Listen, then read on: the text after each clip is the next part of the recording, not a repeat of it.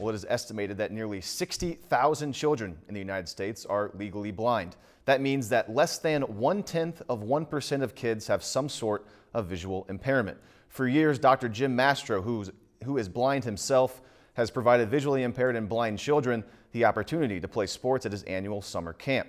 This year's camp came to an end last weekend, but for two of the camp's counselors, their journey in the sport of judo is just getting started. We take it for granted, the simple ability to look around and enjoy the sights of summer. Beaches, boats, and baseball. Get out of here! Baseball is a game of failure. It's difficult enough as is. But what if, when you played, you couldn't see? Every summer for 1 week on the campus of Bemidji State University, kids who can't see get a chance to play. A sports camp for blind kids? You gotta be kidding me. Ready, pitch! For the last 12 years, Bemidji State has been home to the Northern Plains Visions of Sport Camp. We are gonna bat. Jim Mastro started the camp to introduce visually impaired and blind kids to sports they could compete in. Why are they involved in sports? Well, they are. They have the right to a normal life as possible, and part of that is participation in sports. This side comes across.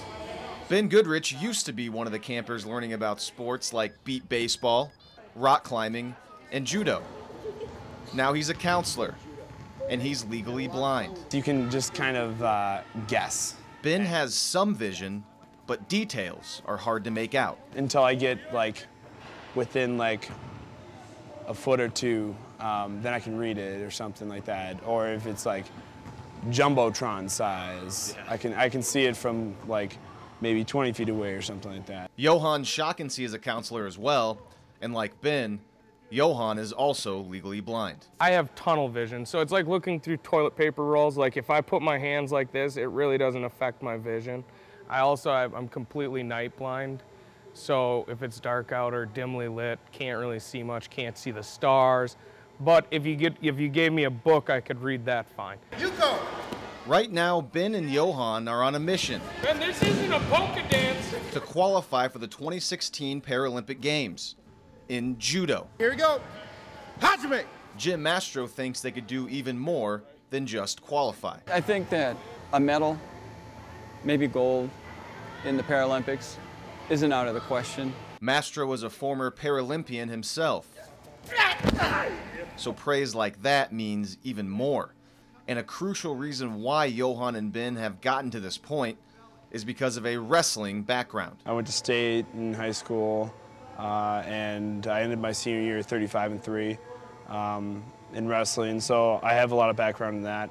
And it kind of carried over to judo. Someone who was successful in wrestling could be successful in judo and vice versa. Both will get their first chance to qualify for the Paralympics this September at the International Blind Sports Association Judo World Championships in Colorado Springs. All right. And just the fact that they're getting this chance is a testament to how important Jim Mastro's camp really is. Well, to be honest, if this camp was never here, if Jim Mastro never moved to Bemidji and became a professor here, I probably wouldn't even know what judo is.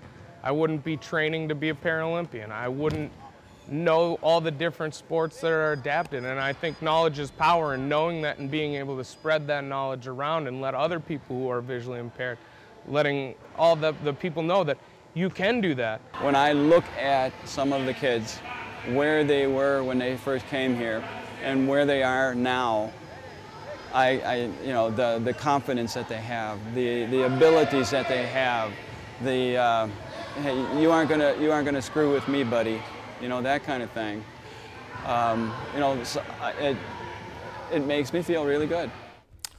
And Jim Mastro went blind at the age of 18. He went on to win 5 gold medals in the Paralympics, and in 2009 he was inducted into the United States Association of Blind Athletes Hall of Fame. You heard he has lots of praise for Ben and Johan, so good luck to those two this September in Colorado Springs. If you've enjoyed this segment of Lakeland News, please consider making a tax-deductible contribution to Lakeland Public Television.